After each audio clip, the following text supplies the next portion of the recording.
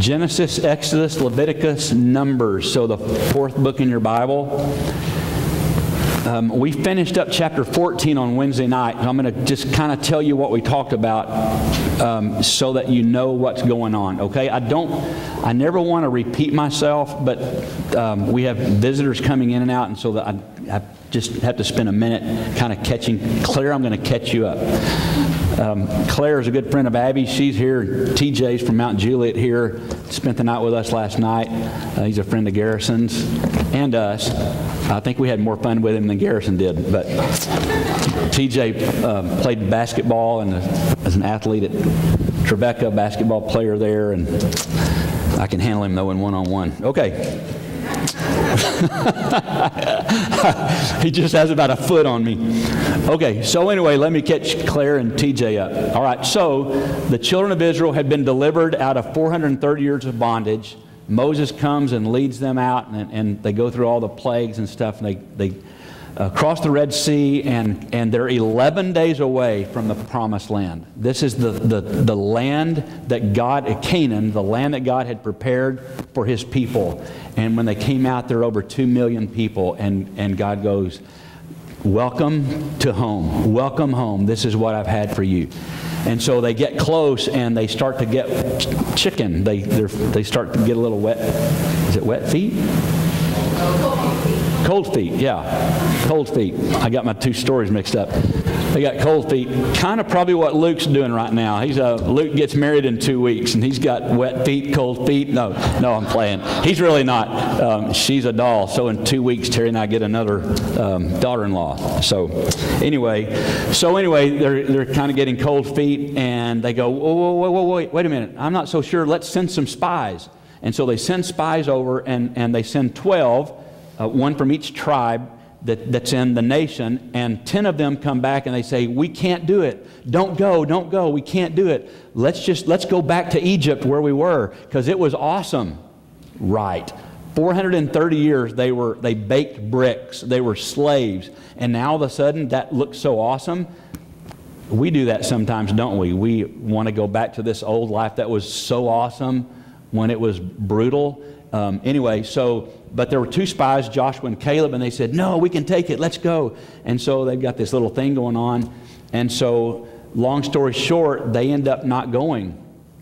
And so God says, okay, here's the penalty for that. This whole generation, except for Joshua and Caleb, will never get in. And so you're going to wander for 40 years while everybody dies off. Oh no, did we really say that? No, we said we were going. God, you misunderstood. So let's go. And so in the last of chapter 14, they kind of take it on their own, and God said, don't go. And they go, no, we're going to go. We didn't mean it. And so they go and they get absolutely hammered.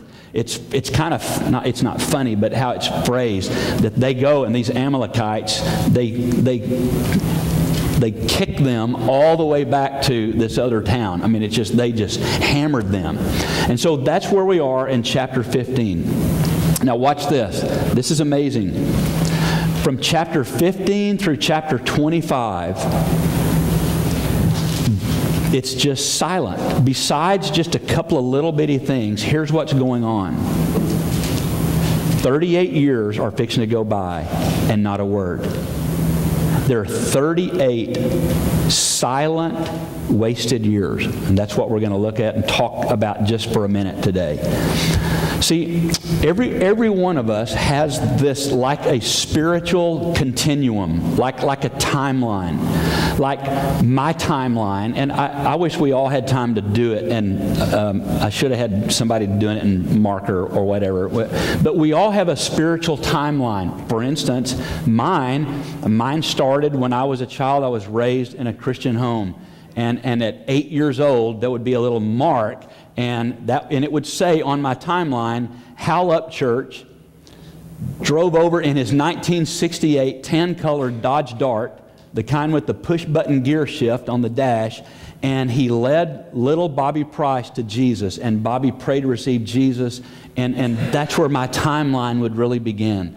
And it would have these events over and over, just page after page of these things that God had done in my life, prayers that were prayed, worship, times of worship, things that God had done to me, things that God had done in me, people who were healed, people I've prayed for, all of this stuff would be on this timeline. It would be like when Terry journals. I'm not a good journaler. I'll go, okay, I'm going to start journaling now, and I'll write, and then like 3 years from now, I'll write another page. But Terry's journal, it was like she gets up really early, and she'll start journaling, and it may take 2 hours. I mean, there's stuff like you got to hold your head this way and turn it upside down, and there's things tucked in, and my spiritual timeline, for the most part, looks a lot like that. They're just stuff written on. I mean, so we all have these spiritual timelines where God does things.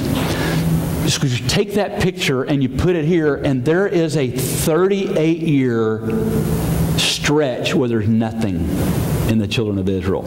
I'm going to show you that, okay?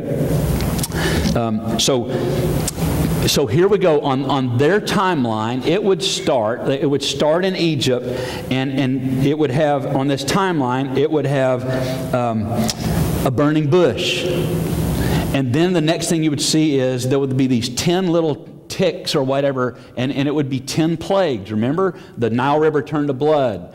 And then the plague of frogs. And it was all of this time where God was trying to get the attention of Pharaoh, who was the king of Egypt, to let his people go. And on this timeline, God would harden Pharaoh's heart. And then there would be another one. And so they come there. And then the next thing on the timeline would be they come up to the Red Sea, and their backs are to the wall. And here comes this army after them. And they go, on the timeline, you would see they were pulling their hair out. What are we going to do? What are we going to do? And all of a sudden, God says, Moses, take your rod and hold it out, and the Red Sea parts. I mean, it's on their timeline. And so they walk through on dry land. The army chases them in. The water comes back and kills the entire Egyptian army with Pharaoh and his chariot. And on the other side of the shore, written on this timeline, would be written that they looked down at the army who was dead. They drowned. And then on the next timeline, it was like you would see manna and quail, and you would see all of these things written. And then you come to this place, what we just went to on the timeline, when it said, we tried to do it on our own, and we got attacked and beaten all the way to Hormah. And then from that point on, there are 38 years of nothing. It's crazy.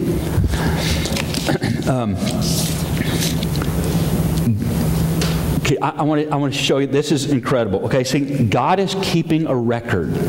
So if you take a timeline, one of the words in the Bible, we see these words. He records, he writes in a book. And I'm going to show you just a few of these. And just for your own study, just get your concordance and look up book, record, write, and just see where it takes you. Okay, you're going to find, like for instance, Psalm, you're going to need to flip around here in your Bible a little bit. Not flip around in your Bible. You'll want to flip your Bible. So start with Psalm 139.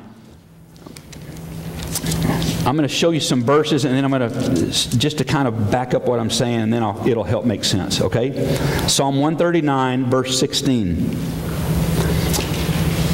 All the days ordained for me were written in your book before one of them came to be. What? See, stay with me, okay? I promise this is going to be like 12 minutes. Okay, 15. No, just stay with me. Okay, so you read this like, before all of the days ordained for me were written in your book before one of them came to be. Your book, yeah, God has books.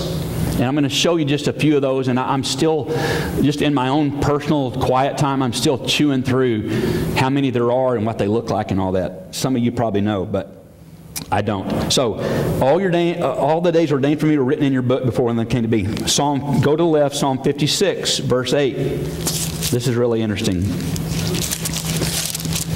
This doesn't have to do with Numbers 15, it does in a roundabout way. I'll tie it up. Chapter 56, verse 8. Record my lament. List my tears on your scroll. Are they not in your record? So my tears and your tears, God writes in His journal Bobby cried today over this. My tears are recorded in his little book, in his journal, okay? Psalm 87:6, go to the right. Psalm 87:6. I love to hear that noise. Oh, this is one of my very favorite. I'm going to go back to verse 5. This is so beautiful. Indeed, of Zion it will be said, this one and that one were born in her, and the Most High himself will establish her. Look at this. The Lord will write in the register of the peoples.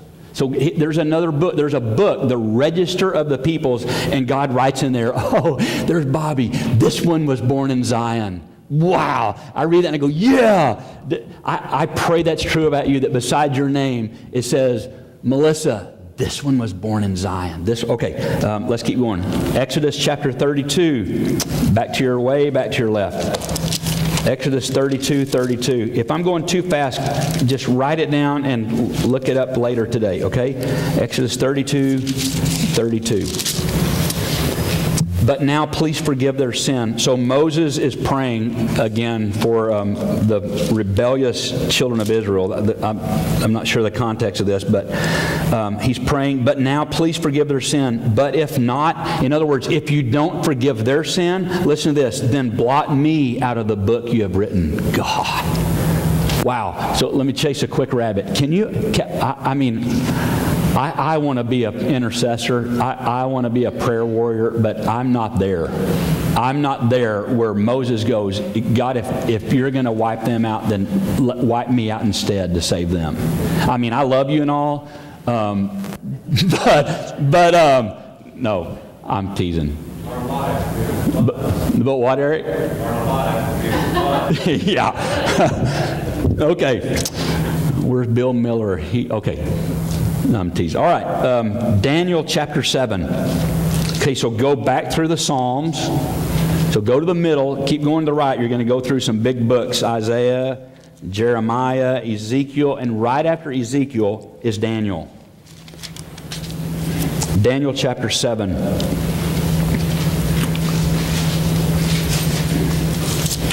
I hear more pages turning. That's good. Some of you are tricky because you're using your iPad or your device or some kind. What? Your phone? Yeah. Some people using your phone. I think that's what you're doing. You're probably either playing a game or... No, I'm teasing. Chapter 7, verse 10. A river of fire was flowing, coming out before him. Thousands upon thousands attended him. 10,000 times 10,000 stood before him. The court was seated and the books were open. God. Wow, what a picture. Okay, chapter 10 of Daniel. Chapter 12, verse 1. At that time, Michael, the great prince who protects your people, that's the archangel Michael.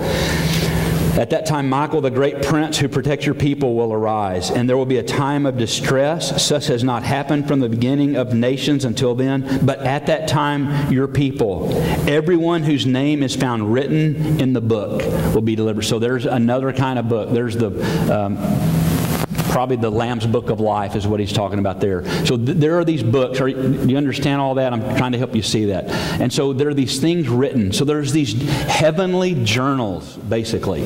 There are these journals of God, the writings of God, where he's writing down. This is frightening if you don't know Jesus, but I mean, it's frightening a little bit when you do. That he is recording my life.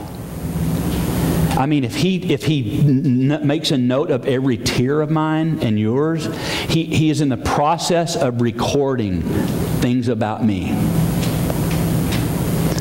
I might as well just cut to the chase, cut to the punchline. I was like going to save this to the end, but so because of that, there are these, and I don't know this. This is how I think.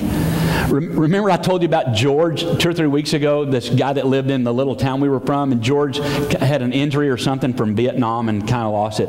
Well, George, he would just walk the streets. I don't think he ever slept. I mean, if we came in from an out-of-town game at 3 in the morning, George would be walking up and down the highway. in his army helmet and making his noises and stuff. I mean, he never slept. And so one of our best friends was the county judge, and the judge would buy these little throwaway cameras, you know, like the little $3 or $4 ones back before everything was digital. He would just buy like a $3 or $4 phone, and he would give it to George, and he'd say, "Hey George, take me some pictures." And so George would take pictures of that town through his eyes. And so it would be like alleys and the backs of buildings and inside of a dumpster, and I mean it was like that was his. That's kind of how I am with the Bible. I mean, what I'm trying to show you things the way I'm like. It's not enough for me to just look at the page and go, okay, I'm done. I mean, I got to wander around going, what does that mean? What, stick my head in probably where I shouldn't or whatever. So that's what I'm trying to do here. Okay, so where was I? I got off on George.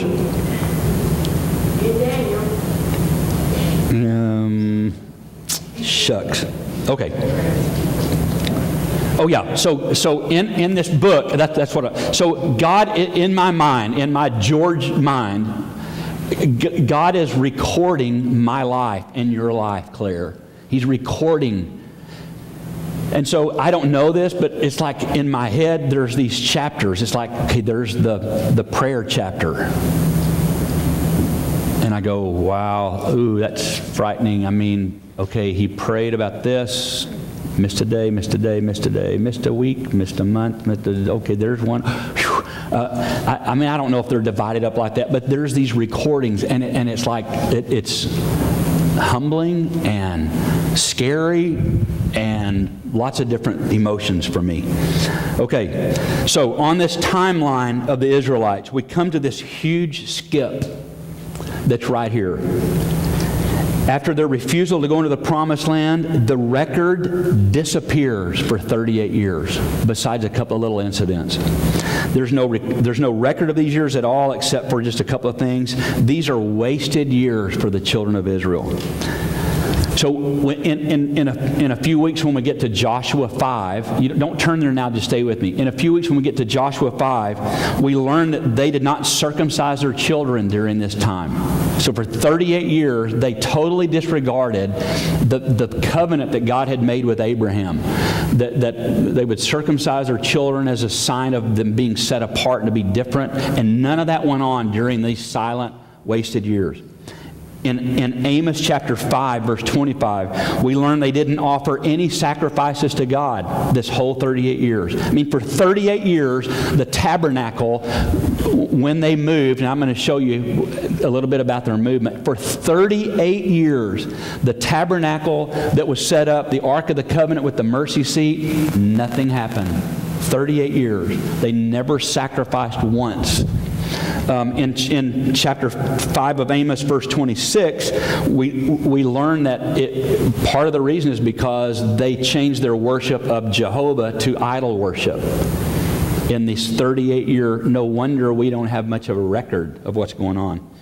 And then in Acts chapter 7, let me turn there real quick. Acts chapter 7, remember, is that unbelievable sermon by the guy named Stephen? Remember, Stephen gets up and he starts preaching. Remember, and that guy named Saul is holding all of the guys' coats and stuff. And so Stephen is preaching, and he refers to this 38 years. Listen to this in chapter 7, verse 42. But God turned away and gave them over to the worship of the heavenly bodies. This agrees with what is written in the book of the prophets. Okay, listen, so God, this is a prophetic word from God. Did you bring me sacrifices and offerings 40 years in the desert? That's what he's talking about. So they'd already been there 2 years. That's why I don't want to confuse you with the 38, okay? Did you bring me sacrifices and offerings, Israel? You lifted up the shrine of Molech and the star of your god, Raphan, the idols you made to worship. Therefore, I will send you into exile beyond Babylon. So there that is. It's referring to, okay, not only did they not worship him, there was idol worship. And so we see in these silent years they weren't faithful to God. So it's sad and solemn and significant, really. that the record of these seasons and these times in Israel's history were spent out of communion with God, that He was nowhere to be found. In Exodus, we don't have time to go there, but there's one sentence in Exodus that talks about the centuries of their bondage. And then I want to show you in chapter 20, Numbers chapter 20. Turn there real quick. Stay with me, I'm almost finished. Numbers chapter 20.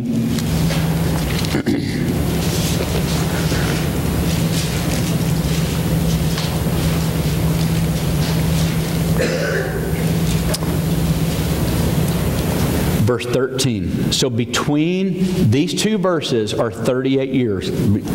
Chapter 20, verse 13. These were the waters of Meribah, where the Israelites quarreled with the Lord, and where He showed Himself holy among them. 38 years go by. Verse 14. Moses sent messengers from Kadesh to Egypt. I don't have time to break all this down and show you, but that's that little between the period of verse 13 and the capital letter in verse 14. That's this 38-year thing where it's just poof, it's gone. One more little place to turn. Chapter 33 of Numbers.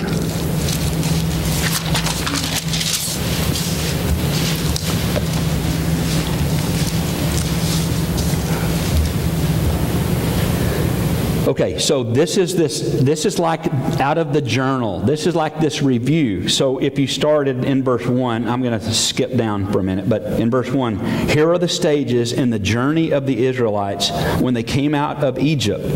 And so it begins to go through this. And you get to verse 19.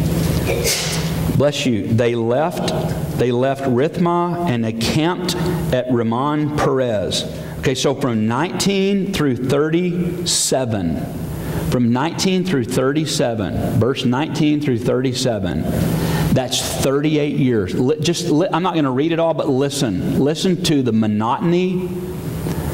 They left. They left Nashville, they camped at Kingston Springs. They left Kingston Springs, they camped at Pegram. They left Pegram, they camped. They left, they camped. They left, they camped. There are 17 different places. They only moved 17 times in 38 years. They would get somewhere and there was probably water and stuff for their cattle and sheep or whatever. And they would set the ark down. They would put the tabernacle up, and then they would just stay until they grazed it all off, and there's nothing left. And they go, well, what are we going to do now? And they move along, and they move to the next place, and they stay there, and they do their thing, and they're wandering around, and they worship their idol, and whatever. And then so 38 years in this 17 little places. Okay, why are you showing us? Why are you showing us that? Because I want to make a point.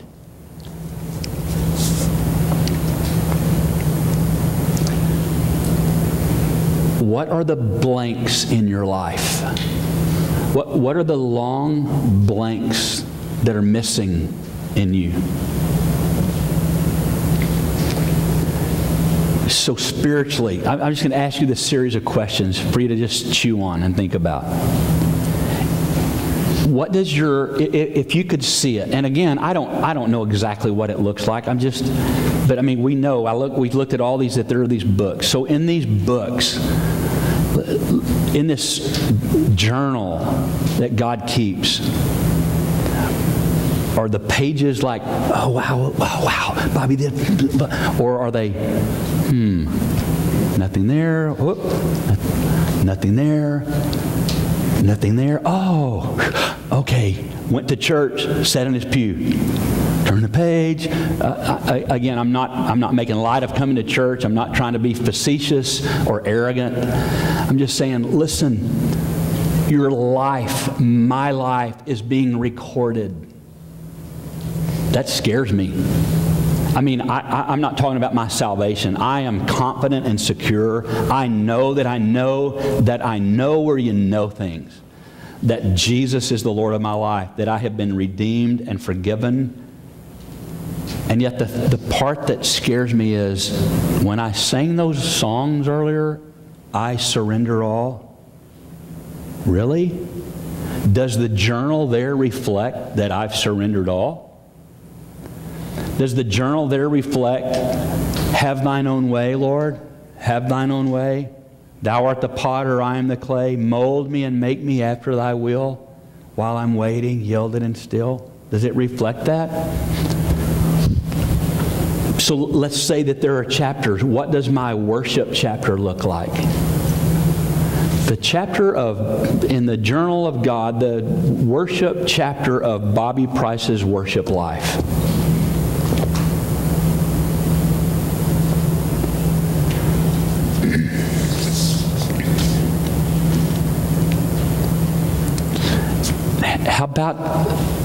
How about the chapter where the people who are in heaven because of Bobby Price?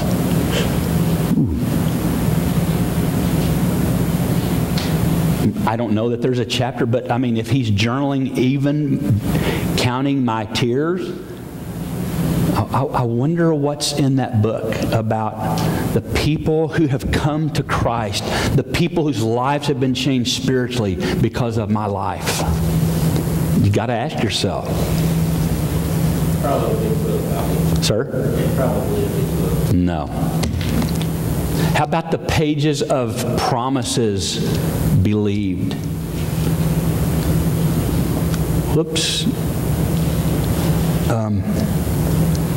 How about the pages of, these are the times when Bobby walked by faith and not by sight.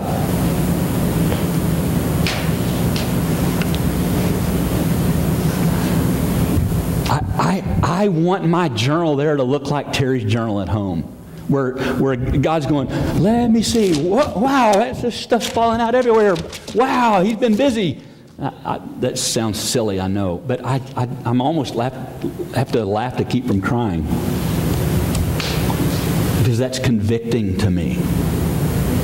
That there are books, and he's recording my life. And so I go, God, are there... I was telling the deacons this morning in a deacons meeting. This is personal and I can't unpack it all, but we were talking about church hurt. There's no hurt like church hurt. And there was a time in my life, in the life of my family, where there was church hurt. And I know, I guess this is recorded in heaven. I'm using this as an example, okay? So there was this wound from a church, a deep wound. In between that and Charlotte Road was 7 years. Like there's this 7-year stretch, and I'm not talking about in the heavens, and we prayed and we worshiped but for 7 years, as far as that part of my life, there's this 7-year gap, like the 38-year there. Let me put it another way. Okay, so yesterday I turned 56. 38 years from now, I will be 94. A 38-year gap. And so I've been trying to put that in some kind of way that I can understand. So it's like, here's my life, here's the life of Bobby Price, and I'm telling you, I'm the richest man in the room. I am filthy rich. I'm not talking about what's in the checkbook. I'm talking about my life. I am the most filled, fulfilled, alive, wealthy, rich man in this room. With Jesus, with my relationship with Him, the things that God has let us do, the things that Terry and I have gotten to do as a couple, people we've prayed for, invested in, given away, blah, blah, blah, blah, blah. I'm rich with my children. I'm rich with friendships. There are people in this room that I love like my very life. I'm so, and so like there's 56 years of rich, and all this Bobby full, and then what? And then there's nothing until I'm 94 years old. Can you imagine that? It's like if I just stopped today. Remember that? You're going to go, get back to your notes. You're being stupid. There was a movie about Mel Gibson that got frozen. Remember, he was like frozen in time. Yes. What? Yes, it was Forever young? Yeah. Okay, so it's like he gets frozen and then he gets unfrozen and he doesn't recognize anything. Okay, that's dumb, I admit. All right, but it's like, okay, if I stop today and my life didn't stop, and I don't die, but the record of my life, and then I don't have anything going on until I'm 94 years old. Here's the point. The point is that some of us in this room have these huge gaps spiritually. Yeah. And it's heartbreaking. Listen, I'm not trying to be, wow, you're so spiritual. I'm not. I don't know any other thing to be than honest and raw. Listen, I don't want to go 38 months without God doing something in me. I don't want to go 38 days. I don't want to go 38 hours. I don't. I don't want to go 38 minutes. I don't. And I'm not trying to go, wow, you're the preacher. Why? I'm just being me, okay?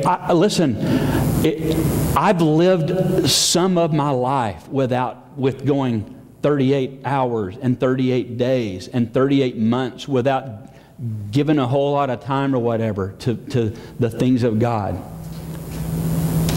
And I told you, I've been so honest. Remember that story I just told you a couple of weeks ago when Terry knelt down beside of our bed in that little tiny Texas town going, oh God, is this it? Really? This is what you called us to? Jesus came and died for this? Really, God? Because I'm bored out of my mind. There's no power in my life. Sin is kicking my rear.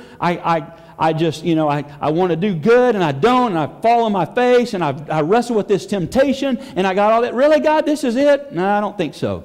So one of two things has to happen. God, either I'm getting up and I'm walking away going, I'm doing something else, or if this is who you say you are, then I'm believing every word of it.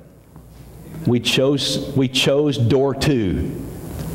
And my life has never, ever, ever been the same. And 38 minutes from now, I will be as passionate about the things of God as I am this second.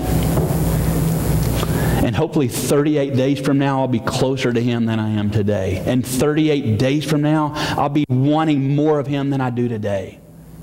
And I pray to God that 38 days from now, I will see Him move in ways I've never seen before in my life. Because it's not enough for me to show up in this room one day a week for an hour and a half and go, okay, I did my deal.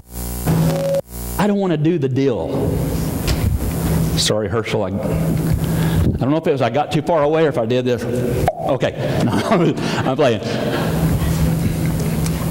Listen, when we sang that song, God, here I am down on my knees again. I'm desperate for you. That's how you live so you don't have gaps in your life. Amen. I don't want another gap in my life spiritually. I don't want a gap in my life with my kids. I don't want a gap in my life at home with my marriage. I don't want a gap in my life with my friendships. And I certainly don't want a gap in my life with Jesus.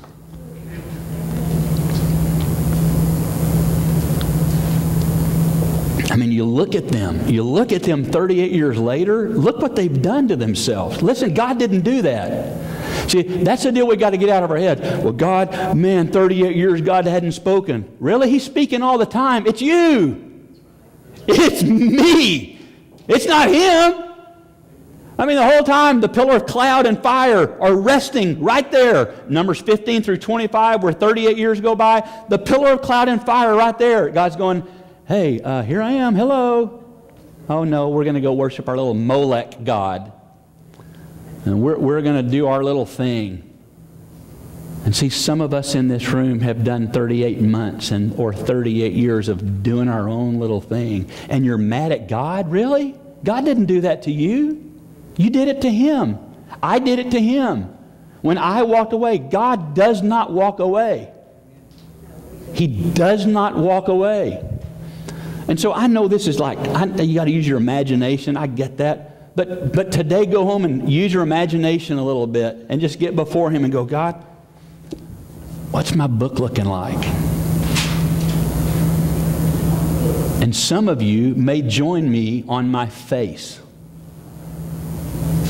Because I've spent some time there going, oh God, I don't want another second to go by without me being right in the middle of what you want to do in my life.